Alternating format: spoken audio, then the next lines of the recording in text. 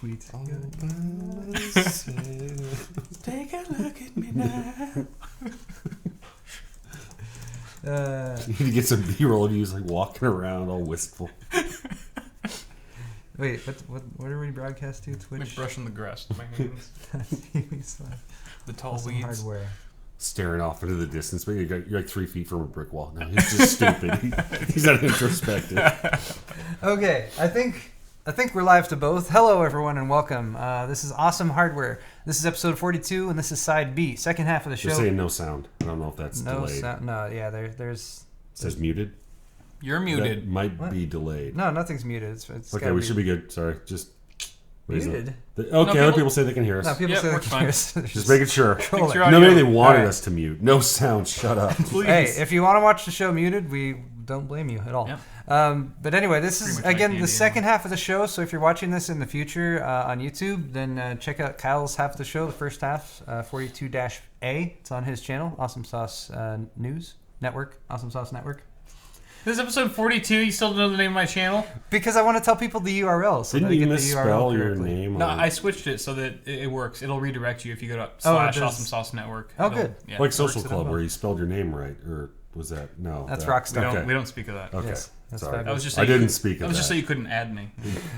This is our weekly Mission show. accomplished. We do it every Tuesday evening at 5:30 p.m. Pacific time. We stream to twitch.tv/awesomehardware, and we've also been streaming directly to YouTube as well. So welcome everyone who might be watching us, whether you're watching on Twitch or you're watching on YouTube. Fabulous to have you all here. And Josh is here, in case Yes. you didn't already notice that. I Josh. just got the notifications that we went live. Oh, so. good. It's confirmed then. We verified. Yes, we are very live. Josh from Fractal is here. Thank you, Josh, for joining us. Thank you for And, having me. He's going to be providing running commentary and This show sucks. that's pretty much. Remember when I did the WAN show? How much happier I Pretty much. was. I You guys are was so much more professional. Yes. because No. you did the, how long ago was it that you did the WAN show? I did the WAN show before it was even the WAN show. I did one in his garage. Okay, because Yeah, that's what like- I was going to say. Is this must feel somewhat akin to that because you're in the garage. Yes. We're in my garage. And when I It's did not Tech as- it's Syndicate, not as we were in a cold. dungeon, so it's still kind of a trappy type of place. So That's part of the charm. yes. Where was that? Was that that was back at the old the old place? Okay. with the red wall background. All right. Good stuff. All right, many. guys, we're going to run through some announcements and that kind of thing. First off, if you didn't already know, I have a giveaway going on right now for my 200,000 subscriber mark on YouTube. You can win a GTX 980. It's over on my channel, Paul's Right. Hardware. And that is Why is it not a TI? It's not a TI. It's just a 980, but it's still a very good card. That's open through Thursday at noon. So if you guys haven't already, feel free to enter. If you didn't enter Kyle's giveaway, he's also doing a 200K subscriber giveaway for an R9 390X. That's over. That's over. Kyle has already picked the winner, You're Here's sure what you a lot. missed. Yeah, and he'll be announcing it after the show, right? Yes. After the show, so he'll be tweeting that. So correct. who knows? Maybe you won that. Maybe you're a lucky winner. Anyway, we are still asking for submissions for Awesome Hardware logos. So if you guys want to send those in, email them to Kyle's. What is it? Awesome Hardware rules. AwesomeHardwareRules@gmail.com. I'm Send just those going to over. call this out real quick. Ken Rizzle did bring up the point that Kimberly will not be entering your giveaway because it's not 980 Ti. Oh. It's only a 980. More. Because she has class. Then there's, Yes, then there's a exactly. higher chance that everyone else will win. She's ordering one of those clutch purses with the LEDs on it that just says 980 Ti lifestyle. I bet you could fit a 980 Ti inside one of those LED purses. Overclock that shit. I don't know. TI What, or GTF. I don't know what to do to the battery. Yeah. Just missing the T at the end. Guys, if you would like to support me or Kyle in what we do, we both have stores where you can purchase some merchandise, t-shirts. We also finally have Awesome Hardware stuff, including an Awesome Hardware hooded sweatshirt with the standard Awesome Hardware logo. We're going to be doing a new logo too, but this one has the one that you guys maybe know and love for quite a while. That's on Kyle's store, awesomesaucenetwork.com/store.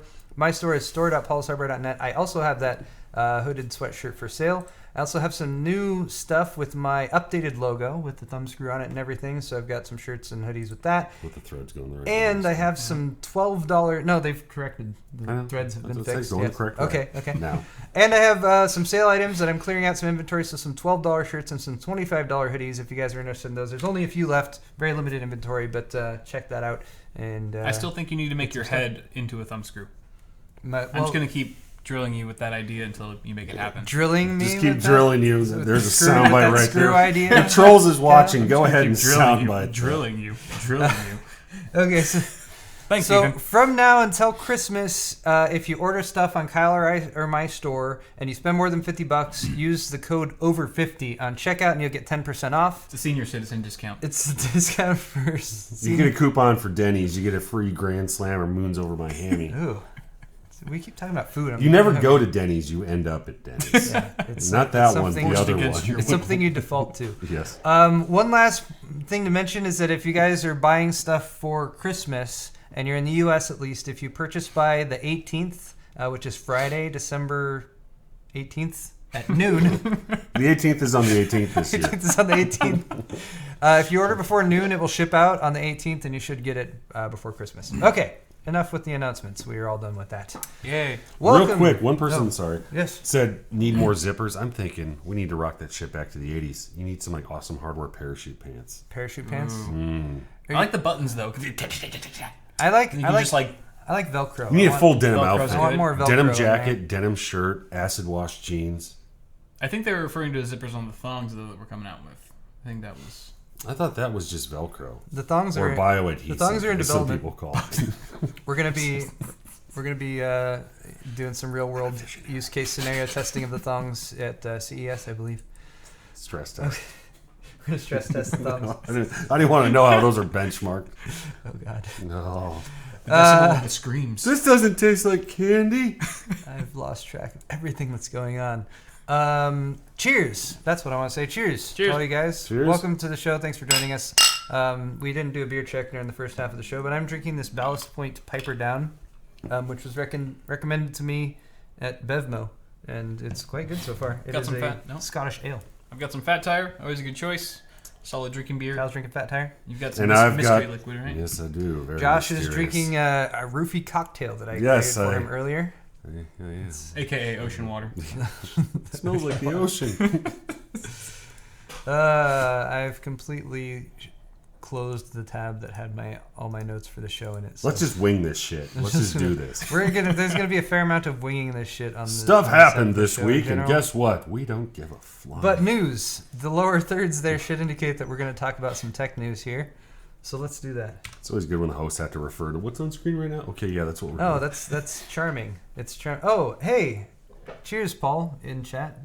I'm apropos. He's I'm dropping apropos. some A bombs. Also known as lemon Dropping pound cake. A-bombs. Welcome. Welcome.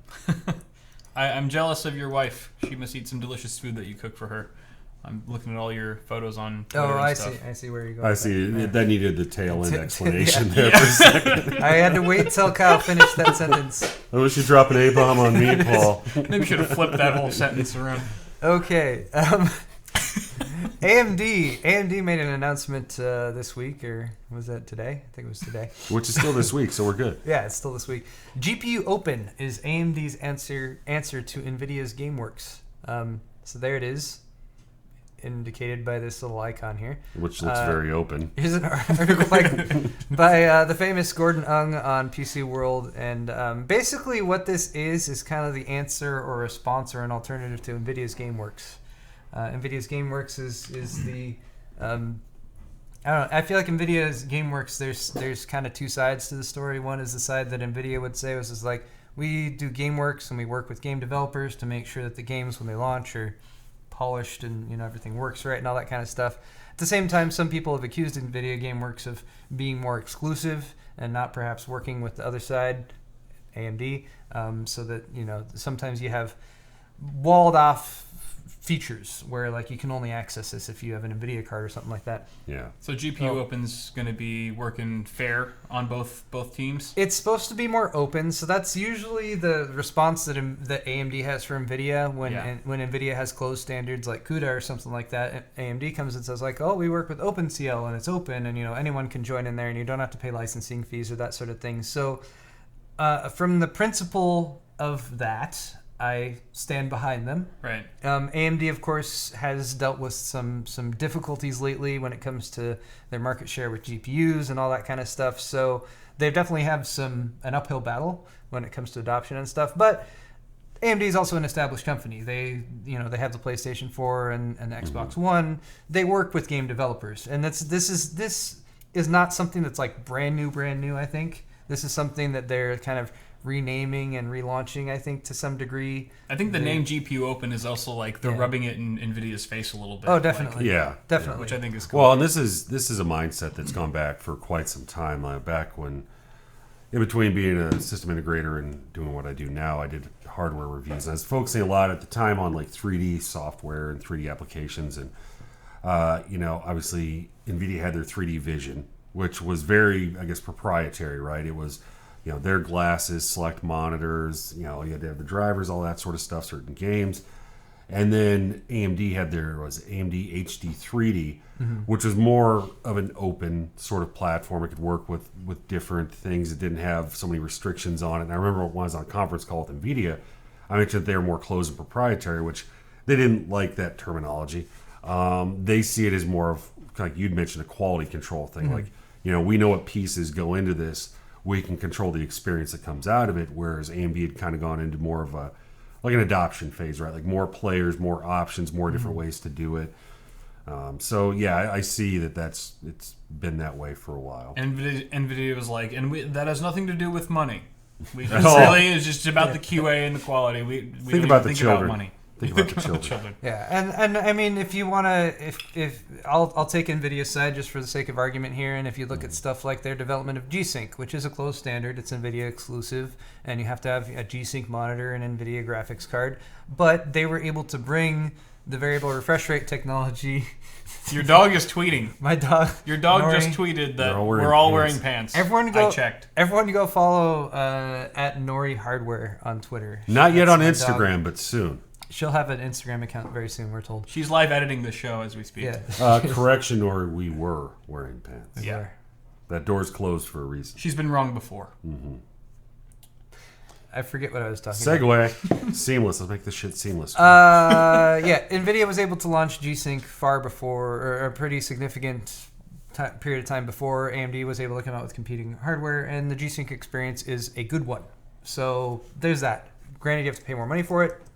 And that might be a little bit chicken v egg, right? Like if they, NVIDIA's already got their somewhat closed version out, does AMD really have a play to come in and do their closed version? People are like, no, if I'm going to do that, I'm just going to go with NVIDIA. Whereas if you're kind of second to the market, you need to be more open and willing to work with people. You'll have to keep that open. So, anyway, I'll kind of be keeping an eye on this, of course. This is going to give developers unprecedented access to the guts of AMD GPUs.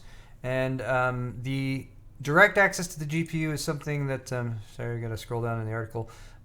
Something that it's apparently a level of access that developers haven't had in the past. So that's the way this is described here.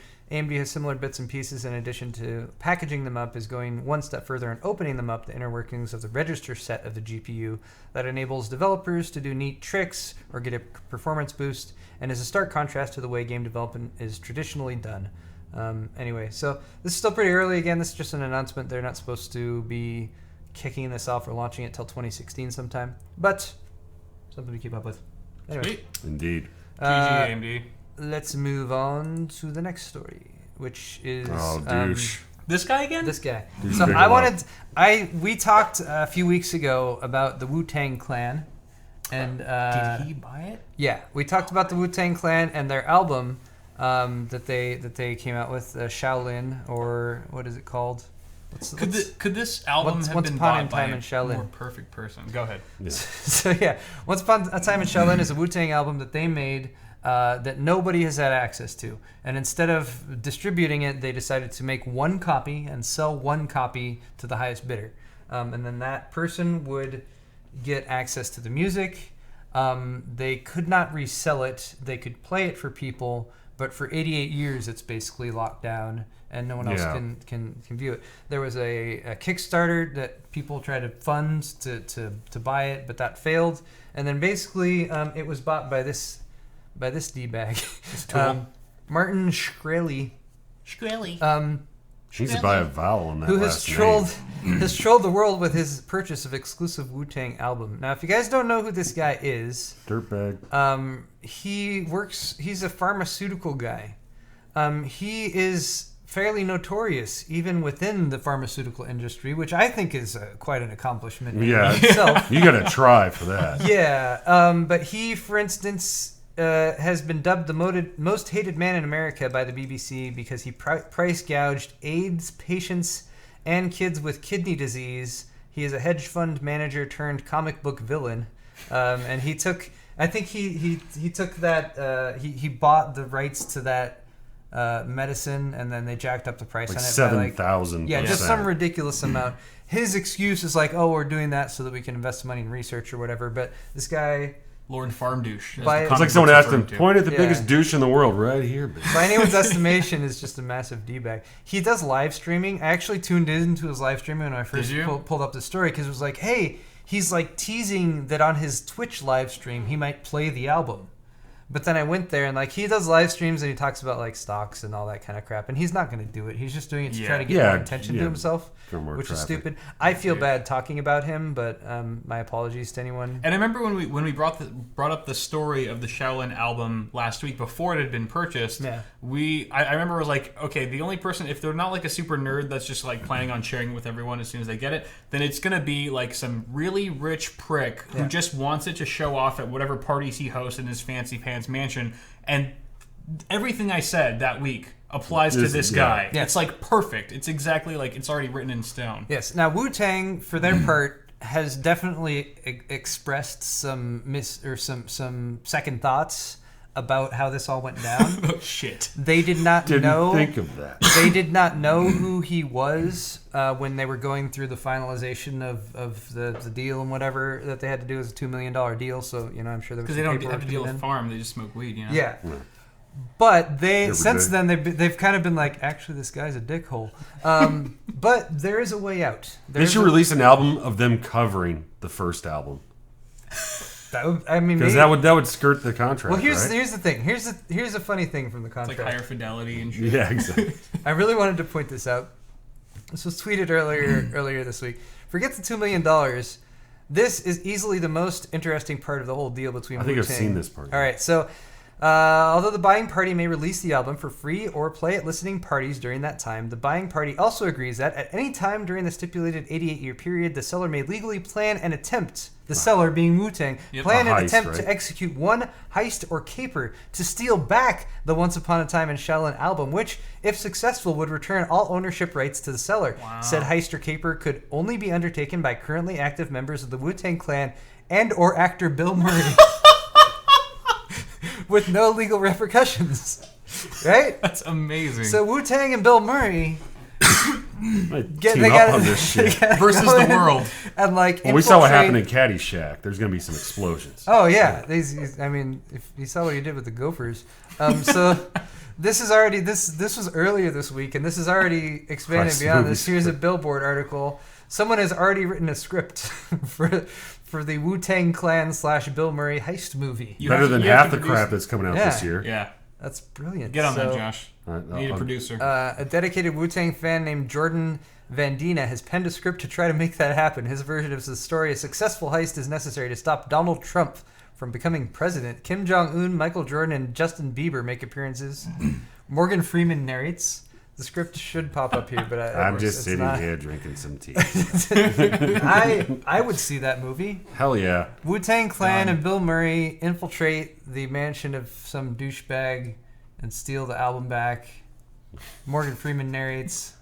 Justin Bieber appears and is instantly killed painfully. Like the album's hidden up his rectum. Exactly. You have to get it with a chainsaw. Justin, you got to fit the album up your ass. Did you record his screams? No That's problem. His next album. Sideways? Or... Anyway. Yep. That's all. I don't know where to go. Not much else you can say about it. This is a developing story. We'll bring you guys more information as events warrant, I suppose. All right. Oh, directed by Michael Bay. Directed by Michael Bay. Or Justin Lin. More on that in just a minute. All right, here's a TechSpot article about most this week. Overclocking locked Intel Skylake CPUs is now possible and has been tested. That's right. This was done. This is actually the article, I think, as far as the pure tech stuff that kind of grabbed my ASRock. So even it's even an ASRock motherboard that they're showing here. So ASRock, yes, via a BIOS update, has enabled overclocking with non-K CPUs. So that means that even if you don't have a G3258, you can overclock other CPUs. So here, for instance, is a CPU-Z screenshot of an i3 6100 running at 4.7 gigahertz. Nice. Now, please make note of a very important distinction here between typical overclocking and the overclocking they're doing here. This is base clock or BCLK overclocking. So you'll notice that the bus speed here is at 127 for 3.7. So you can't overclock as freely and openly as you could with just like a pure. Whereas the multiplier is still at the standard 330 unlocked K-SKU processor, and there are some funny things that might go on with BCLK overclocking as opposed to just pure multiplier overclocking. However, with Skylake, the BCLK is actually unlinked from several of the other buses within the system, so it doesn't affect as much. It will affect your memory speed, for example. So your memory might run at a wonky speed, and that can sometimes lead to instability depending on what type of memory you have, depending on the IMC in your processor. But, upshot, any locked Skylake processor for ASRock, as of this BIOS update, can now be overclocked using this method that includes all the way down to like the $65 Pentium G4400, G4500, G4520, the i3 6100, 6300, 6320, 6400, 6500. Anyway, all the non-K SKU processors basically. And the results they found from overclocking that Core i3, I think, were pretty impressive. Yeah. Like, yes. Right. I mean, right on par. Even despite all the wonkiness that you described earlier with like the memory clock speeds and stuff, I think overall the performance gain you get is pretty much on par if you were to overclock the multiplier. Yes. So if nice. you look, for example, here, the fourth bar down here is the 6100 at stock speeds, giving you a result of 23.1 with Sysoft Sandra. Or Sysoft? Sysoft. But at 4.7 gigahertz, big surprise, there's a massive leap, putting it ahead of the 4430 and the 6100 with even higher frequency memory, or just running the memory faster at 3000. In Cinebench, again, the single thread speed is what you should be looking at here. Look at this. How much does the 6100 cost? I don't know off the top of my head. I'll look it up. It's probably in the 120 to 140 range, I'm guessing. But single thread performance is beating the crap out of like an 8320. 125 about. 125. Yeah, and it's very nice. It's something that I think a lot of people wish Intel had, kind of like AMD has kind of more been forced to do in allowing overclocking all the way down their product line. And something that Intel did kind of throw us a bone with the G3258. But the G3258 is a dual-core, non-hyper-threaded processor and really runs into some limitations when it comes to just games or applications that require more than 2 cores, or even some that require 4 cores where you can't even run it on the G3258. So I'm excited about this. I kind of want to grab a 6400, which is the quad-core that's clocked pretty low. I think it's at 2.7 gigahertz or something, and see what kind of performance you can get cranking that up. Because, I mean, saving $50, $60, $70 on the cost of a processor, but still being able to get that kind of performance is pretty compelling. Yeah. Oh, yeah. And this is even for the high-end users who are buying like Core i7s and stuff. Instead of getting a Core i5 60, or instead of getting like the unlocked SKU, or the unlocked SKU, you could just get the locked SKU and potentially get the same performance for less money. So yeah, I have no idea what Intel thinks about this sort of thing. I actually be kind of curious to know what their official stance is on this. I mean, Asus or ASRock is able to do it, which to me means that all of the other motherboard manufacturers will also be doing it within the next few weeks, probably. That's usually the case. It trickles down like that. Here's a thought, though. I didn't really ever have any near future plans to buy an i3 until this came around.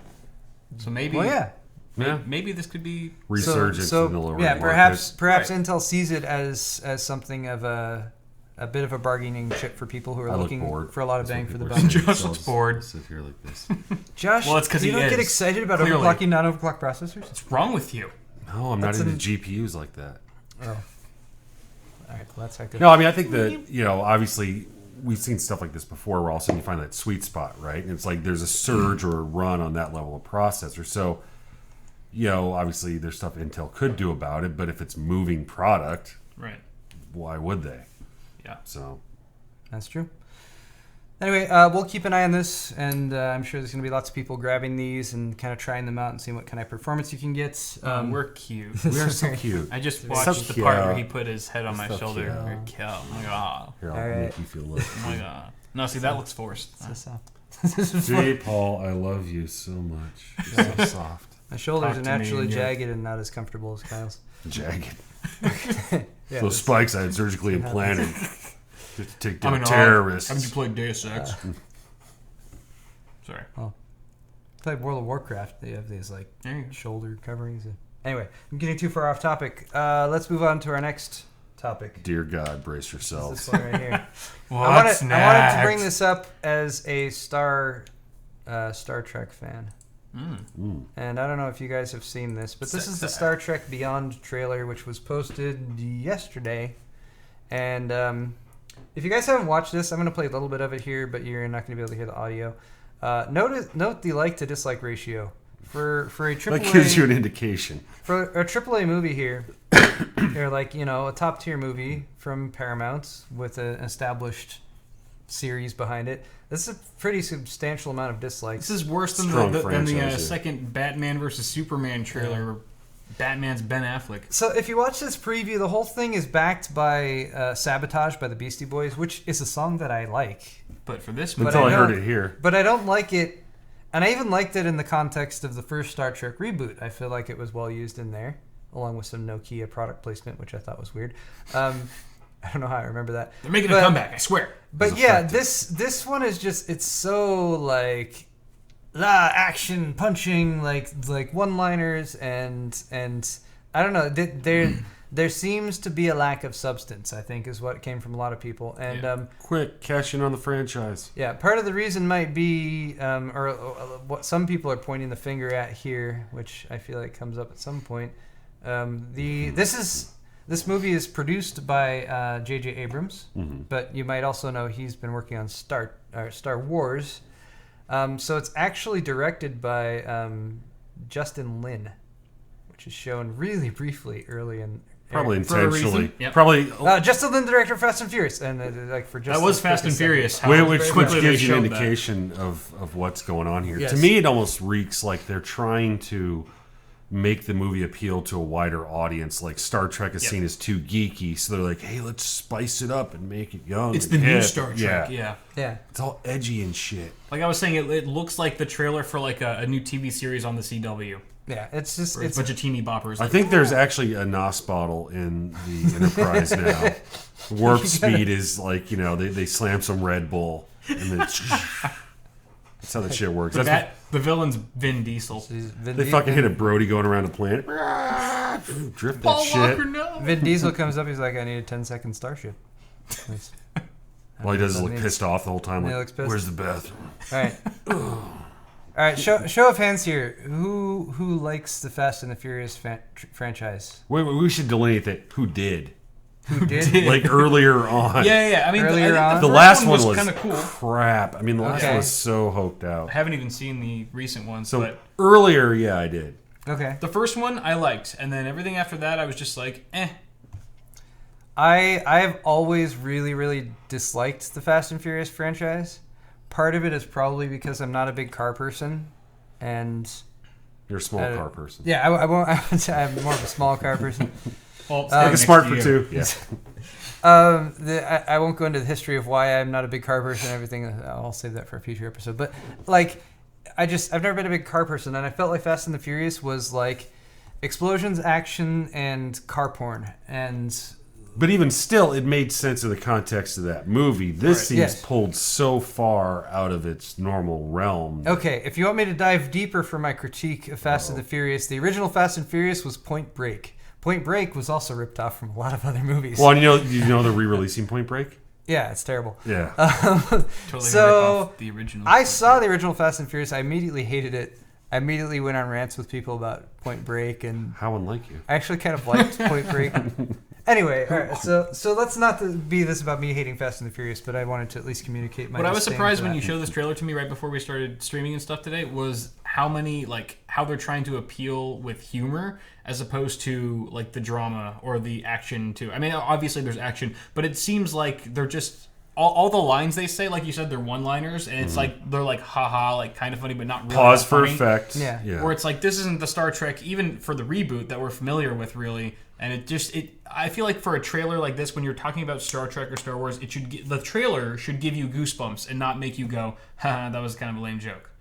Which was all they used throughout the entire thing. They dad joked the shit out of this trailer. Oh, It's- Totally dad jokes. It just seems so forced. Like, okay, can we slap the Star Trek name on another movie and sell some more tickets? And the thing is, they'll still make money. Of course. Because even the people that are going to be pissed by it are going to go watch it to be pissed off at how watch shitty it so is. that they can say how bad it is and complain to their friends and stuff. Something that we never do. No, never would do anything like that. What does that mean?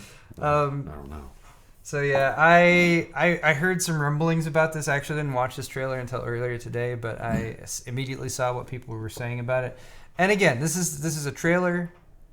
This is pretty early on, so we're jumping to some conclusions, of course. But I don't know. I'm less excited for this movie than I was for the reboot, and even for the what was the second one called? Into the Darkness. Heart of Darkness. I think J.J. Abrams spent all of his creative fluids on the Star Wars movie. That's what I'm looking at. Like, they're coming out so close to each other. I'm spent. Here's what you get. Just do your thing. And honestly, if we're going to be fair to them, you can make a trailer look like whatever the hell you want it to look like. Sure, maybe this is just one really poorly edited trailer. The sad thing is, maybe this is one of those trailers where, like, all the best points of the movie were in this trailer. And if that's the case, like, dear God. Well, because I've seen some really good trailers for some really bad movies. Of course, and vice versa. So it's like, if you can't pull enough out of the movie to make a good trailer, there's not enough of a movie. Then that leads to some probably going to be disappointed in the long run. Anyway, though, all right. So I wanted to talk about that a little bit. What the hell is this? All right, one more news story. This is the new FAA rules that are requiring drone owners to register their drones. Isn't this a sword fight? By February 19th. Is this a sword fight? This is a sword fight. What does that make me? Wait, hold on. Let me do the sword fight thing. Aha! Oh! Sword fight. Yes. You know. It's time for sword fight. Three Musketeers edition. Sword fight with 3 people. I don't know how we're going to do this. We might get our swords crossed. I'll just tell you guys why you're both wrong. Okay. There you go. Josh is going to be the ultimate arbiter. But anyway, so for sword fight, we usually take a somewhat controversial topic and we take opposite sides of it and we try to argue those sides. For this one, we're going to start off by talking about these new US FAA rules requiring drone owners to register their drones by February 19th. And they'll waive the fee for the first 30 days. Oh, yes. It's like a $5 fee to register. Yeah, there's a $5 fee involved. They're waiving it for the first 30 days, so everyone be sure to jump on that early.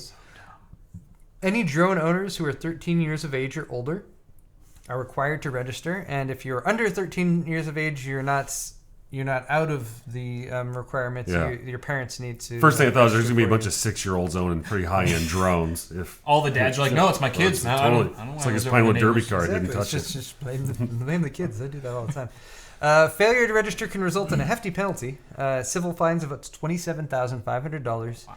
Criminal penalties up to $250,000 and 3 years in prison. They say that they intend to focus. The FAA says they intend to focus on encouraging compliance through a Know Before You Fly public education campaign backed by some manufacturers, retailers, and local law enforcement. Yeah, right. Put out on PBS on Saturdays from noon until 1. When the airtime is like the cheapest and no one is watching, I'm sure. So here's a question for all of you guys to answer. I'm going to post this in chat. You use the term unfettered. Unfettered? Yes, I did. What's wrong with unfettered? Nothing's wrong with that. I just noticed that you used it. I like to have unfettered access to using the word unfettered. Oh, God. Unfettered deception. Okay, so this question is pretty straightforward. Is any level of drone registration needed? Because there's different degrees of this. This one is specifically targeting drones between the size of 5 to 55 pounds. I think it's even less. I think it's like half a pound. Is it half a pound? It's like really small. Right. Every drone, except a little 0.5. tiny baby mini Basically, drone. from what we saw earlier, it was like The only drones that would be under this weight exception are the super tiny micro drones that you could never fly outside because they couldn't combat the weight. Yeah, Right. which is Or like, typically don't have cameras because it's like if Yeah. it runs into a mosquito in midair, the mosquito would probably win. That kind of thing. So anyway, the answers here are yes. Rules from the FAA are appropriate. Yes, but the current rules are an overreach. They're too much. Maybe we need something more in between. Or no, everyone has a right to unfettered access to drones and drone accessories. I think I misspelled accessories. Sorry about that. You got unfettered. I did have And you unfettered. fucked up I accessories. did have unfettered properly. You were spent Accessories by should the have time. two S's. All right, so Kyle, you want to go first? Sure. I'll go with the obvious choice because I'm always right in these sword fights, which is yes, but the current rules are too much. Okay. I do agree that there is some level of restriction that should be applied to drone users because there are stupid people that own drones and they ruin it for everyone. So there has to be some way to regulate the stupid people. Obviously, you can't just target the stupid people because it's impractical. You could target them with drones. You could target them with drones, possibly. The irony would Take be over the severe.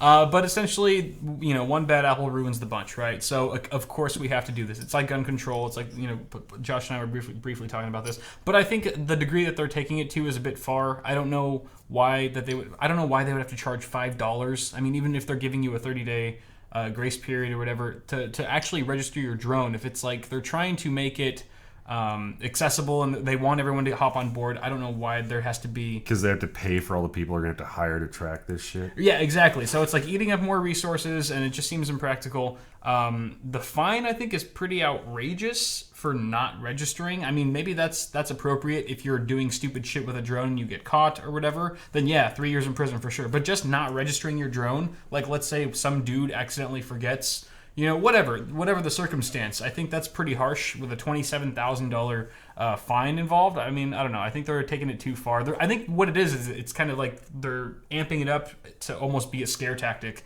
to just like really like force and fear people into signing up and registering their drones. But I think it's a little bit heavy-handed. And yeah, I think it's not that I think it's going to work anyway. Okay. But, yeah. Josh, do you wanna choose one of these and jump in? Sure, I'll go with the no. Everyone has a right to unfettered access You just to want to say drones unfettered. and drone accessories.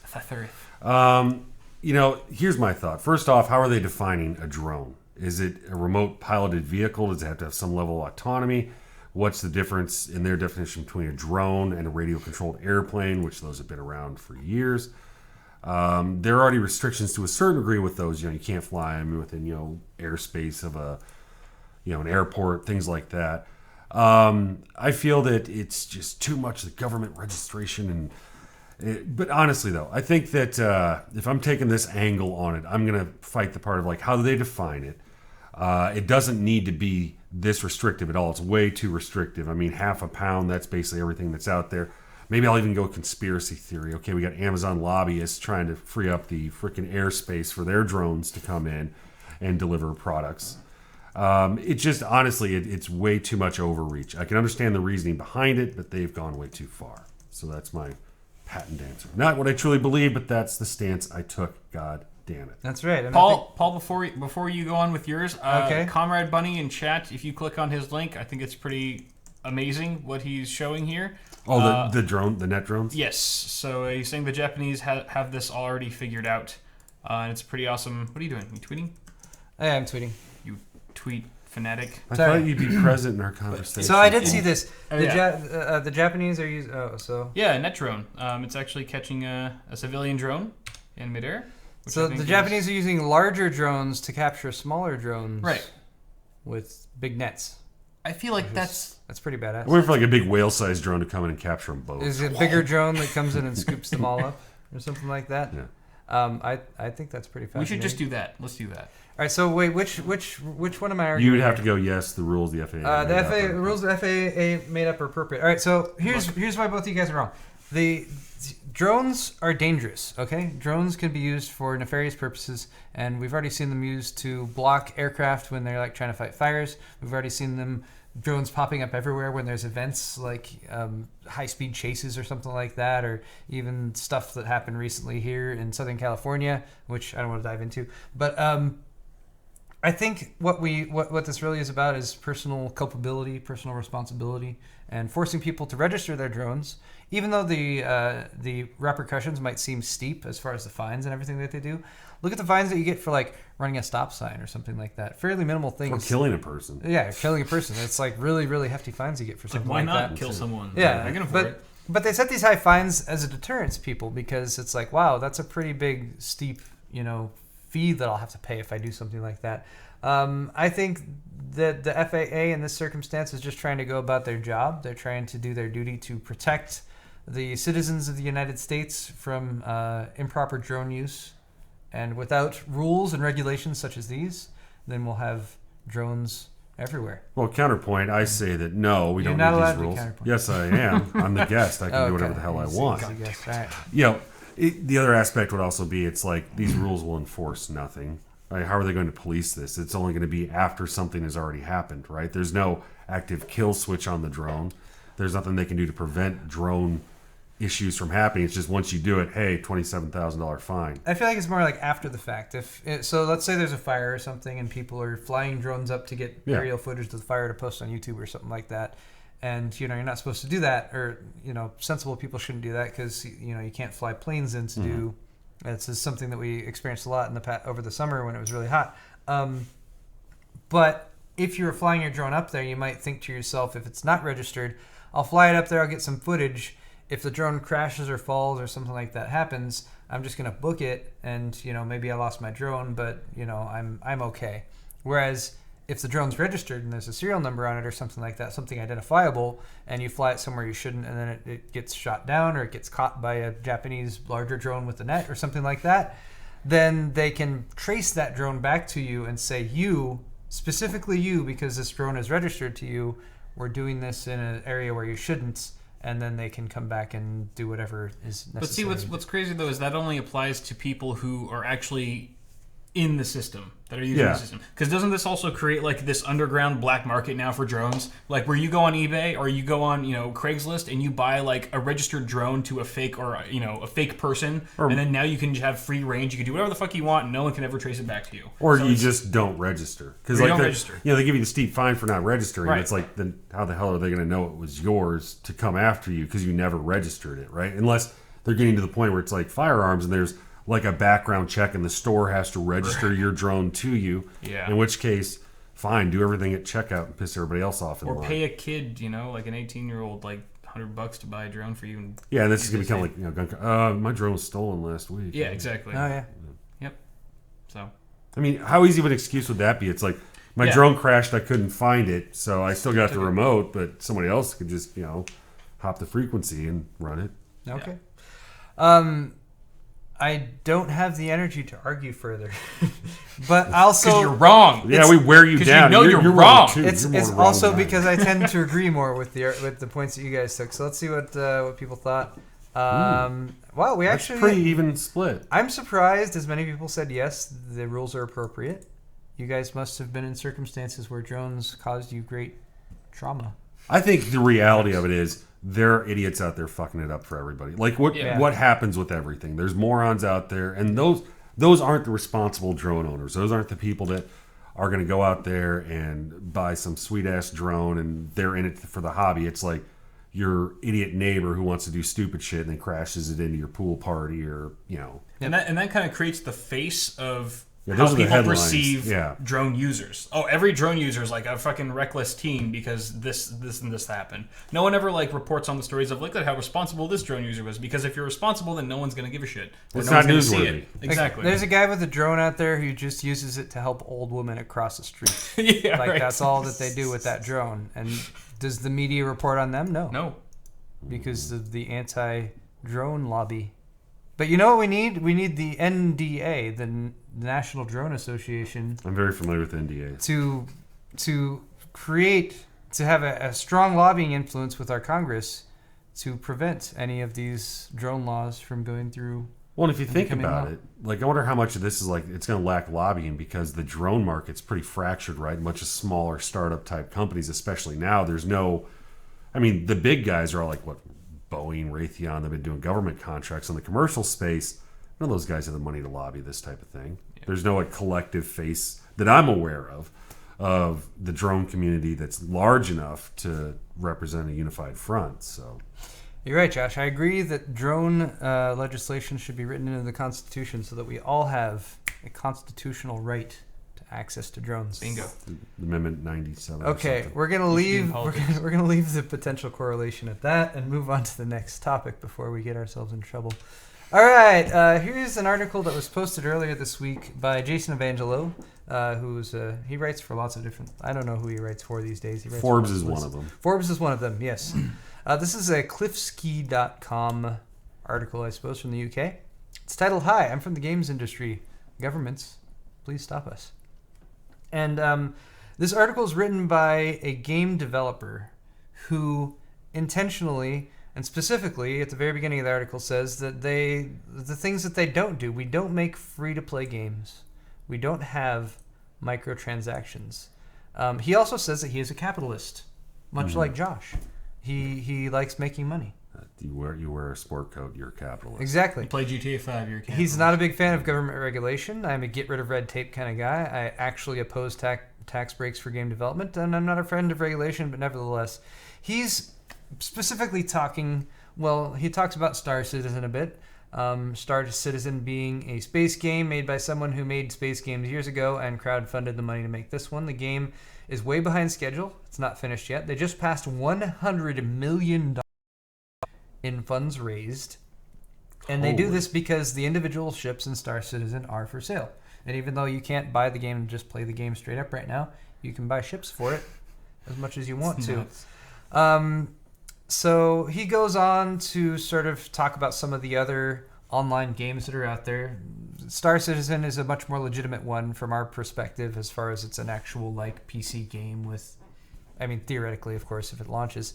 But you can compare it to this game like Ebony with this like chick on the title that you click on and then install the game and play. That's all I've been looking at since you started this article. I was like, what'd you say? Yes, sir. And then you got drones are bad. And then you got what's her face here from Game of War. Upton.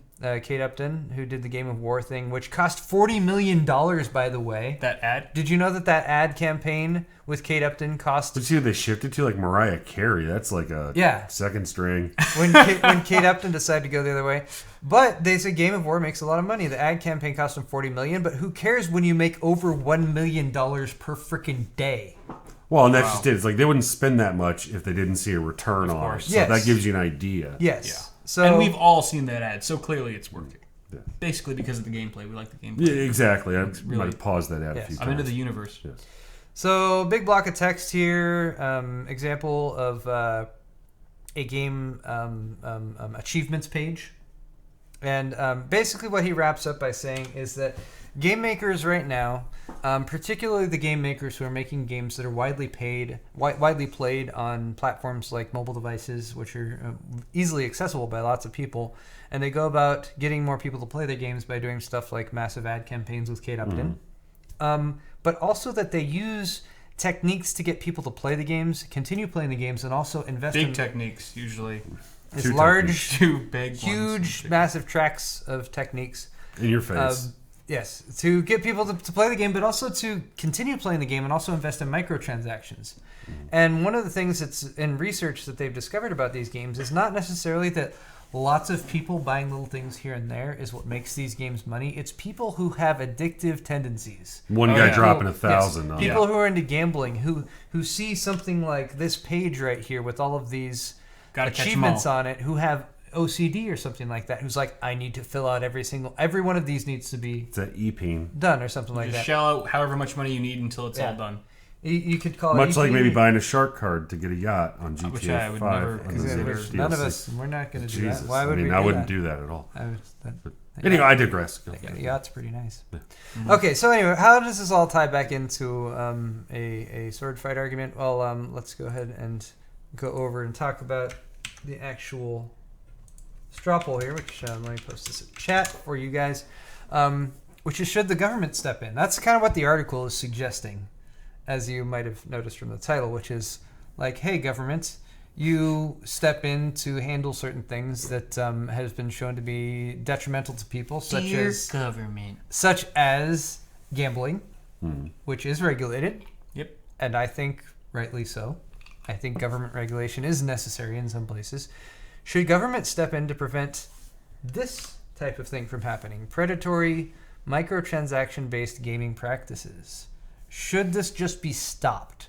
Not necessarily stopped by people saying, you know what, I'm just not going to do that or invest in it or play it or anything, but stopped at a level above that where it's like, no, you can't do this because it's against the law. This is also cleverly positioned against the first straw poll sword fight argument. You notice how this is tied together? FA should step in. Exactly. The Father. FA, oh yeah. Father. The FAA should really step in here. We can't necessarily argue all 3 points here because the third point is just a joke. But yes or no? I don't know. Do either of you have a strong opinion on this one way or the other? I'll let Josh go first since I went first last time. Josh, and you don't know what the fuck to say. Yeah, okay. Exactly. Waiting on you. I think there needs to be some level of regulation on any type of commerce in that vein. Actually, if I may interject really quickly. You're wrong. Not to say that you're wrong, but dipshit. This I meant to say this as I was introducing this, was that this also reminded me very closely of what's going on right now with FanDuel and DraftKings. Mm-hmm. So anyway, just the online betting stuff. Yeah. Well, and a buddy of mine owns Unicorn, which does now like a lot of the esports betting. Words are hard. Okay. Yeah, I think I don't know about government involvement. I don't know how much that would really solve what's going on. If anything, it seems like it just makes the practices more predatory and creepy. You know, as people try to find workarounds for technically I didn't do that. Mm-hmm. I don't know that that's the answer. I think there should be some level of oversight, whether that's a private committee or something. But again, it kind of comes back to like, you can regulate gambling. It doesn't keep people from gambling. If people have addictive personalities, they're still going to find a way to gamble. It's like outlawing drugs hasn't made people stop doing drugs. Not that these are direct correlations, but I don't think that the government stepping in is going to solve anything. Okay. And I guess I'll have to argue the opposite and say, yes, the government should definitely keep in our games instead of stay out of up in our business. Yes, we should not be allowed unfettered access to these predatory microtransaction-based gaming practices. Someone needs to step in, and I think the government would do a great job because, honestly, gambling is a problem, and this is essentially gambling in the same respect that you are spending money for a chance to win something. And I think that it is destructive. It's an ongoing problem with our society. And granted, I'm not saying that people should just continue their gambling practices and let the government intervene. You should find help yourself, or hopefully you have like a support system or a family or friends that can help you with that. But for those, there are lots of gamblers that have this problem, addictive personalities or OCD, that are alone and they don't have support systems like a lot of us are fortunate to have. So I think there does need to be some level of regulation involved in this. Otherwise, things can get spiraled out of control, and we're going to see like way too many more Candy Crush alternatives pop up, and no one wants that. Nobody wants that. I agree. I don't have a side to argue, so let's just go straight to the results. Where does it stop, Kyle? Where does it stop? Are they going to stop me from eating potato chips so I don't get fat? So most of you say no, the government should stay out of our games. A few people say yes, and a few people voted for the FAA. The FAA is easy answer. They should handle it the way they're handling the drone thing. It's like, yeah. Classy. But yeah, I don't know. I feel like this needs to go a little bit further before action is taken. Well, and I think one of the problems is, as far as I know, and I didn't read the full article, they're not really doing anything illegal, so that gives it like a very untenable legislative ground, right? Like, what are they doing wrong? Well, it's not wrong. It's just kind of shady. Yeah. Well, like, okay, like they should be nicer. Okay, fine. They should be nicer. It shouldn't cost me $3 to get that ribbon. It should cost $2. Yeah, and the other thing is, the government is supposed to protect its people, but to what extent? If someone really wants to do something, at what point have you done enough? At what point does somebody have to take responsibility for their own damn actions? Right. And if it is some poor schlub somewhere who's addicted to something, which everybody has their addictions, at some point in time, you've got to own that, because that's the only way you're ever going to fix that. People don't get sober unless they want to get sober. No matter how, like when they hit rock bottom, it's like it's rock bottom because then you finally realize I need to get sober. And with this, like preventing it, they'll find something else to do. So if you're doing it for the protection of that person, that becomes a moot point because that person will find a way to fill whatever hole they're filling with the the addictive Well said, Josh. Yes. All right. Yeah, I don't think what he said. I don't despite think, my entire argument beforehand. I don't think there's an easy answer to this. But there was a comment in chat that said simpletons are killing gaming. Stop supporting these types of games. We should just stop stupid people from playing video games. Or from people from playing stupid games. That's true. All right. You see that cat game? That actually wraps up. That actually wraps up the planned content for my half of the show.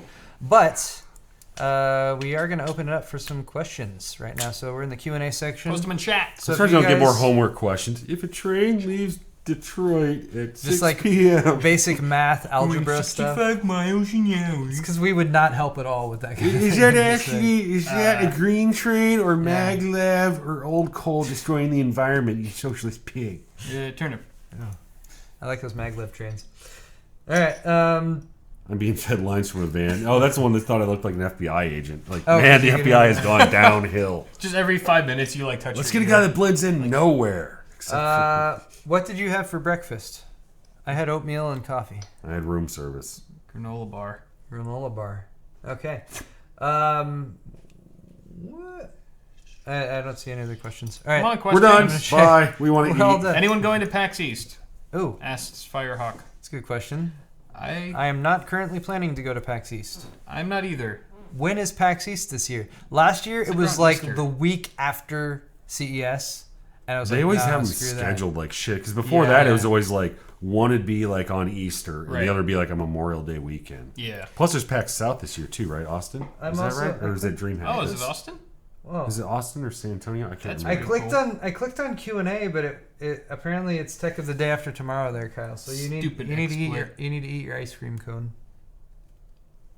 Other way. Oh there man. You go. Oh yeah, look that up. God, you're so practiced. Okay. Hey, thanks to you. That. Here's one. What games do we play on the regular? Oh, good GTA one. 5 pretty much is my go-to right now. That I've still, especially with the DLC. God, that fucking yacht. Damn it. You need that yacht. Maybe we could go halvesies on a visitation. On Thursdays, I'll use it. Do timeshare. We could do time. Then be calling people trying to sell it to them. Hey, how would you like 3 online hours on my yacht? Think of the arguments you'd have over like where to move it though. It's like $25,000 every time you need. You fucking repainted it? Well, what? As long as I'm in the hot tub like 50% of the time, you can take it wherever the fuck you want. Hells yeah. Oh, thank you. You're welcome. Oh. You're so resourceful, Paul. I had it over here. Look at that! Look at that teamwork. Figured we should make use of it. What about you, Paul? Hey, we got a donation from Pup Shepherd. Thank you, Pup. Hey, thanks, for Pup. doing that. Do you think paying for plugs in YouTube chat is a good idea? He asks while paying for a plug in YouTube chat. I think it's a great idea, and everyone should do it. No. We of course appreciate it.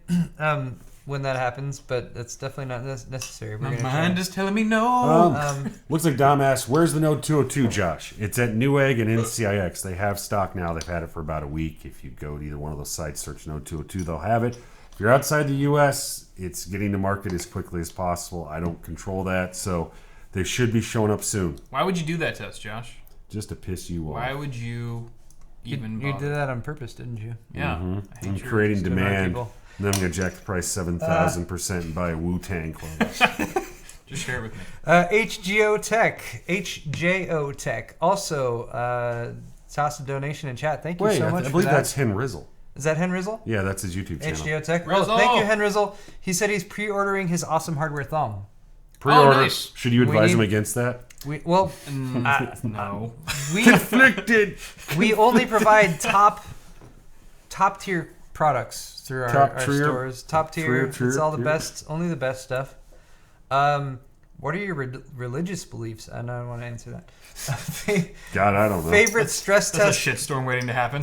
Favorite stress And test. politics next. It's a real question. What's your favorite stress test program for testing overclocks? Oh. That's a good one. Minesweeper. I like Asus Realbench a lot. Okay.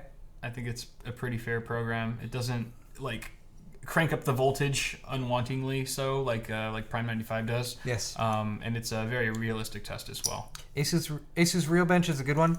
I like throwing on 3D Mark, just the 3D Mark test because it goes through several tests. It also does a CPU test in there. Crap!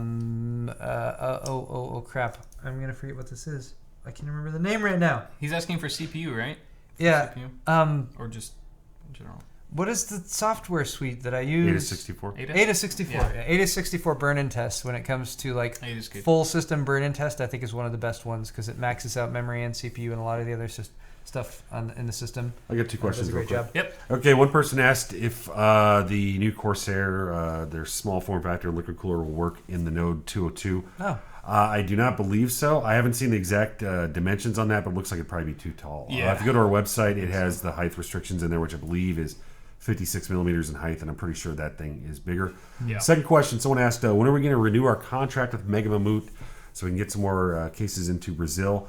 Out of my area. I don't handle South America or Latin America. Last time I checked, we were working with them, but personally, me speaking right now, a lot of our products seemed, when you get the import costs and taxes going into Brazil, was pushing the price up quite a bit, but we're still on good terms with them. So if you want to see it, honestly, for anybody in any region, if you want to see a product that's not there, the best thing you can do is hammer the shops that you normally buy for, saying that you want to see it, because it all comes down to supply and demand. If your local store sees 10 people asking for widget A, they're going to try and find a way to bring widget A in.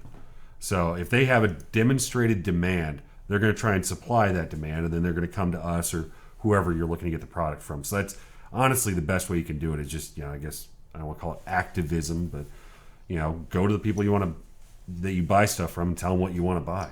Okay, question from our friend Cell on Twitch chat. Yep. Are you going to be streaming to your Twitch channel tonight, Josh? How many PCs do you have?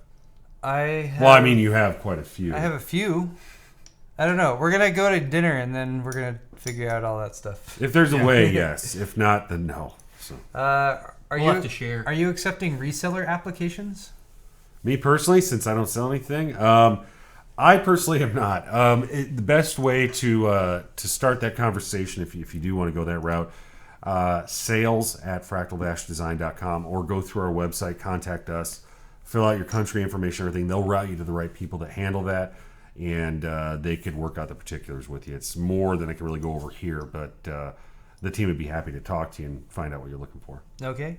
Austin Pierce dropped in a little donation in chat. Thank you, Austin, for that. And he asked, how much would I have to donate to get Josh to stand and pose with the nearest non-fractal case and take a picture?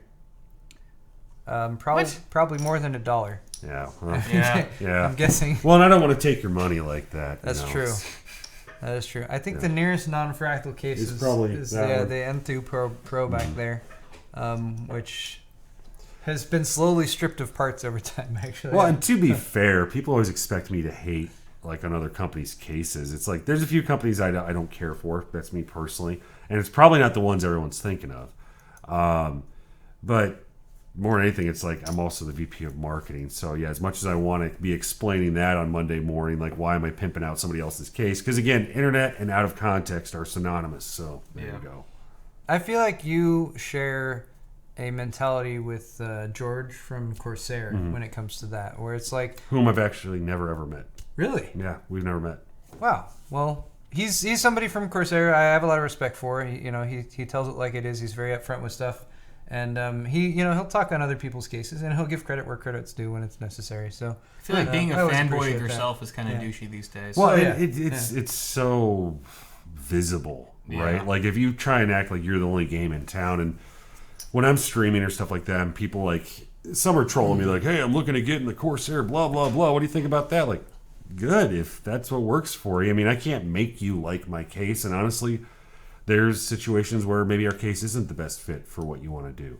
We don't have a case the size of, like, say, the 900D or something like that. So I'm not going to try and talk you into something smaller if it's not going to fit all your gear. It's one of those things like, go with what you like. And that goes for graphics cards, power supplies. I mean, there's a lot of fucking elitism on the internet about you need to have this or you're not good enough. And that's what pisses me off more than anything else is, we keep talking about PC Master Race, which if you think about it, how stuck up is that shit? But it's like, we want to bring more people into the community, and then it's like the second you hop into a forum, you get 10 people trash talking your setup, it's not good enough. It's like, that's not exactly a welcoming environment. If it accomplishes what you need it to, then good. If you want to upgrade in the future, good. And even like, the Pimp My PC and stuff like that is still aimed at like, here's how you can make it better, and you're submitting yourself to this because you obviously want to make your system better. Right. But, at the end of the day, if it works for you, use it. That's the way it should work. It shouldn't have to be you're trying to satisfy everybody else. Yeah, exactly. Because you never, ever will. I mean, ask these guys. You can't make a video that makes everybody happy. You can't show off a product that makes everybody happy. It doesn't exist. So do what makes you happy. Unless it's flying a drone, and then stop. And register your drone. That shit. And actually, you can actually pay for that registration by donating $5 to this stream. And Paul will do all the paperwork for you. He'll register the drone under his name. So yeah, I guarantee it. The previous statement was facetious in nature. Here's a question from Adsovsky. Any chance, this is for you, Josh, any chance the Define S will come in a blackout version? Or is this can't comment on future hardware? Yeah, okay, so I'll preface that I cannot comment on products that may or may not be in development, blah, blah, blah, blah, blah. That being said, I have not seen anything like that. And that's not a comment, that's just me thinking. However, I can tell you the whole reason that the original blackout came into being is because people asked for it. So same thing as I was saying about the resellers. Go to our Contact Us page. There's a drop-down menu under Type, and Product Suggestions is there. If you send in what you want to see there, that goes literally directly to our product developers. So them hearing it from you is more powerful than them hearing it from me. If I say, hey, I heard 5 guys last night say that they wanted this, versus 5 people actually messaged them. Because the reality of it is, any of us go buy something, how often do you write a positive review about anything online? Like, I mean to, I'll get around to it. You don't do it. So more than anything, it's seeing that someone's impassioned enough about that to take that extra step, to take 3 minutes, go to the website and send it in. Kind of echoes like there's 50 people who probably wanted that and didn't take the time to do it. So, what would also be cool is, like, just for me personally, if you guys, maybe someday in the future, if you offered like a blackout kit that just came out with like all the PCI slots you can do and that. shit. So okay. you don't have to buy a whole new case if you already have it. Let's say you want to convert it from the traditional black and white to just like blacking it out one day. You change up the theme. Yeah, another example of that. Inside the U.S., Puget Systems handles a lot of spare parts for us. They choose to sell like extra side panels, drive trays, so you can make a blackout or a whiteout system if you wanted to. And then worldwide, we have one in Germany that handles basically the rest of the world. And if you search like spare parts Fractal design, the German one will pop up, and there you can order trays and side panels and stuff like that. They don't always have everything, especially like on the newer cases. They might not have it, but that's the way to do it. Or if you email our tech support department, they can probably point you in a direction of a place where you could get that. Nice. Cool. All right. Pup Shepherd. Yeah, sorry, one more. I was going to ask the same one. Pup Shepherd. Thank you for the $1 donation, by the way. Thank you, Pup. That has nothing to do with why I'm reading your question. To Josh, what funny thing will you make Linus do next? #pie. Pie fist? Well, first of all, I probably won't be working with Linus in the future. He and I broke up about 6 months ago. Oh, yeah? Yeah. So it's a little sad. It's a little, ready to mingle? Yeah. Hey, there's a whole world. Yeah, there's a whole world of Linus alternatives. Sexually hampered tech YouTubers out there. Honestly, I don't know. Linus and I have been talking a lot lately, just via text and stuff like that. As far as immediate plans, I don't have anything off the top of my head. Honestly, I've been having more fun lately doing pre-rolls like these guys and Jay and Dimitri, just trying to get some more entertaining stuff out there. Because I feel like, God damn it, if you have to watch an ad, it should at least entertain you. If I want 30 seconds of your time and I want you to buy my product, I want you to at least get something out of it, as opposed to some dry, boring, overhyped marketing crap. I thoroughly agree. Coming from a marketing VP. Don't trust marketing unless it's mine. I mean, Words from the wise. I've grown up sort of over time developing this this barrier to advertising. Natural aversion. Anything I see that's an ad, I'm like, that's an ad, I'm ignoring it. That's an ad, I'm ignoring it. I just ignore ads. The only time I really appreciate an ad is well, at least they gave me a chuckle. Yeah. That's what it kind of comes down to for me. But well, and then here's the devious part of where I'm a shady bastard. If it's funny, you're probably going to share it more. More people are going to see it. But the reality is, I like doing funny shit. But that's good marketing. Yeah. That's good marketing versus I don't know, standard marketing or spin, terrible marketing. crap like that. Yeah. So anyway, I think we appreciate that. I think funny ads are overrated, and I don't think they should ever be made or produced or shown. I like the really traditional, just super straight laced and kind of just cut to the chase thing. A little behind the scenes. It is a easier. little bit of. When Kyle sent me the first cut of me throwing Heather out of the car, I watched it. I thought it was good. He watched it. He thought it was good. And my wife's like, it looks like she's trying to get away from you. And I'm like, what? And then I watch. I'm like, I can't unsee that. Like, we need to do some voiceover to make it clear. Like, she talked too much. Get out of the car. Not like, oh my God. Oh. Yeah. So it's like, again, it's something where it's always good to have a few different minds on it. Even like back behind the scenes, like everything that you saw Heather doing that, like none of it was acting. It was all. There was real pain that she suffered. Yeah, she was actually. She didn't know I was filming. She actually hated you after that and didn't talk to you. That's actually. She hated him before that. That's part of a documentary that will be coming and a out current later this ongoing year. legal battle. Looking forward to that. All right. Somehow Ace Tech's involved. Guys, no comment. I would love to sit here and keep answering questions, Yes. but I am freaking hungry. Oh yeah, Maybe. Food sounds Anyone bomb. else? Yeah. Maybe we'll Periscope. Maybe. Oh, yeah. Not the entire time, but maybe while we're there. What if all three of us periscoped at once? Steve and I did a Periscope dual each other? Periscope. We crossed our streams Oh, when we were at never crossed. TwitchCon that's the height of eroticism. You'll have to stay tuned to find out what happens. All right. and dental hygiene. Guys, thank you all so much for watching Awesome Hardware. Hope you have enjoyed the show. We'll be back again next week on Tuesday at 5:30 p.m. Pacific on twitch.tv/awesomehardware. Do you want to see more guests on Awesome Hardware? You guys want to see more guests? This is the first guest we've had. We've had some That sounded like that was in quotes. replacement- Guest. guests. Oh well, because we've had Jay fill in for me. we've had Yeah. fill-in co-hosts. Right. When one of the other of us Steve, have been yeah. gone, but this is the first time we've actually had a Third. third person talking and contributing to the show. Yeah. So if you guys think we should never do this again, let us know. Or if you think we should do it all the time. Or if we should just never Also do it let us again know. with Josh. Or basically should you two guys leave and just have guests Or cover if the show should just be Josh. If it from just this be point Nori forward. with a chew toy. Let us know in the comments section. Thanks to you guys who Racist joined ass us on Nori. Twitch. Thanks to you guys who are watching us live on YouTube. Thanks to all the for all the donations you guys have thrown our way. We really Yes. appreciate that, even though we do not ask for it at all. Yeah, don't do that. And we'll be back again next week. Have a wonderful continuing December. Yeah. I'm gonna click the button now that ends the. We'll see. Do the We'll thing. see you guys again before Christmas. Yeah, we will be back next week. Kisses. Thanks everyone. See you later. Hugs Have a and good one. kisses.